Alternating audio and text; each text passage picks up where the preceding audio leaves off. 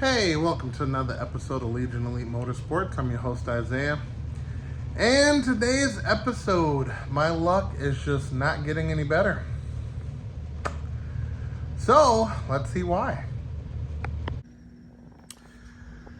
Well, it looks like my luck is just getting worse and worse. So, this episode is mainly going to be a story of how I have to fix the GSX. So, everything was working perfect at the time that I was driving it, and I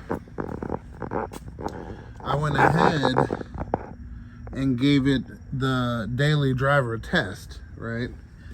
If you're not familiar with the daily driver test is basically taking it for a normal drive, stopping it, and going into a store, and then taking it back home. So, did that, made it to the store, no problem. Everything was perfection. And, I shut the car off, go get a couple groceries, come back and go to start the car. And there was no juice in the battery. Brand new battery, no juice, right? So I'm like, okay, no big deal. I'll get a jump and be on my way. So I had a bad feeling that I wasn't going to make it home. Don't know what it was, don't know why, just had that feeling. So I went ahead and transferred the groceries into the, let's call it the rescue vehicle, And basically, I went ahead and started making my way home. So I get to the first light, then the car stalls. I'm like, okay, it should have enough juice to start again, because it's been running for about 5 to 10 minutes. Usually it'll have enough juice to start, right? And went to go start it, completely dead. So first thing I knew is I had an alternator issue, which I was debating if I did beforehand, because the car actually showed that it had good voltage, but I think it might be like on and off type scenario where it works sometimes and then other times it doesn't. So basically I went ahead and got jumped again, and I went ahead and proceeded through the light. Finished up first gear, everything was normal, and then I went to go hit second gear. Jeez, look at those seats.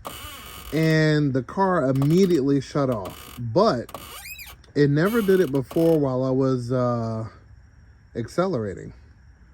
So this was a different type of shut off. So I put it in second gear and eased off the clutch a little bit just to see if everything was okay, and if I can get it back in gear, get it started without stopping to get it jumped.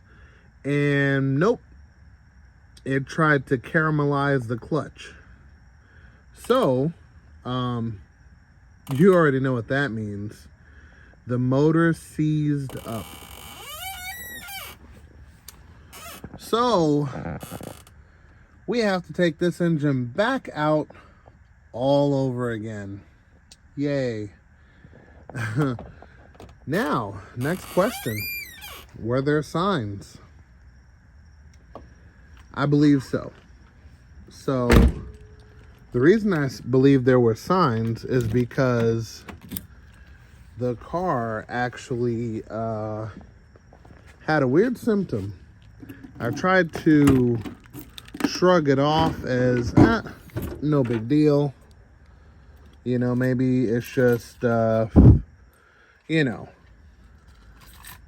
my mechanic sense being absolutely correct. So let me tell you what the sign is. So I have a ACT 2900 clutch, or at least a pressure plate, right? So I've been told that the 2900 is extremely firm. Gives your legs a workout, more or less. And, well, your left leg. But anyway, and basically what'll happen is if you're familiar with these types of engines, they have two different engines. They have the 6-bolt and the 7-bolt. The 7-bolt is known for crank walk, and this is a 6-bolt car. So normally the crank won't walk unless you make it walk. How do you make it walk? An extremely stiff pressure plate. Well, how does that work? Well, what happens is when you push the clutch, right, when it goes this way, it pushes the crank that way. So I'm sure it would not have walked if, you know, the pressure plate wasn't so stiff, but I truly believe the signs were already there. We have ACL main bearings, and they might have been a little chewed up.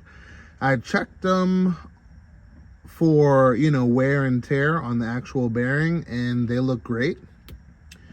But I didn't check the thrust.